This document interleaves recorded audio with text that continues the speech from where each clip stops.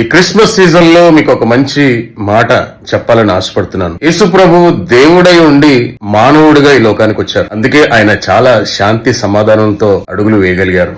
చాలా piece of mind తో ఆయన ఉన్నారు. ఆయన అనుసరించాలని బైబిల్ చెప్తుంది. అనగా అలాంటి సమాధానం గనక మనకు కూడా కావాలి అని అంటే, అలాంటి కృప మనం పొందుకోవాలంటే, మనం కూడా ఎప్పుడైతే మన హృదయంలో హెచ్చించుకోకుండా మనకి ఇచ్చినటువంటి దేవుడు మనకి ఇచ్చినటువంటి కృపను బట్టి ఆనందించినట్లయితే ఆ సమాధానం మనకు కూడా దొరుకుతుంది. జన్మించినప్పుడు పరలోకంలో ఉన్నటువంటి దూతలు ఈ మాట చెప్పారు, ఆయనకి ఇష్టమైన మనుషులకు భూమి మీద సమాధానం. ఆయన నిన్ను నన్ను ప్రేమిస్తున్నాడు, అందుకోసమే మన కోసం ప్రాణం పెట్టాడు. కాబట్టి మనం కూడా ఆయన వలె అడుగులు వేస్తూ ఆయనను పోలి దేవుడై ఉండి ప్రభు మానవుడిగా తగ్గించుకున్నాడు. మనం మానవులుగా ఉండి మనల్ని మనం తగ్గించుకున్నట్లయితే ప్రభువును బట్టి, ఆయన త్యాగాన్ని బట్టి ఆయన మన హృదయంలో కూడా అదే సమాధానం, ఆయనకి ఇష్టలైన మనుషులుగా మనం కూడా సమాధానం పొందుకుంటామని ప్రభు చెప్తున్నారు. ఎందుకని విశ్వసించకూడదు, ప్రాక్టీస్ చేయకూడదు. ఈ కృప ఈ క్రిస్మస్ సీజన్ లో మనందరం పొందుకోవాలని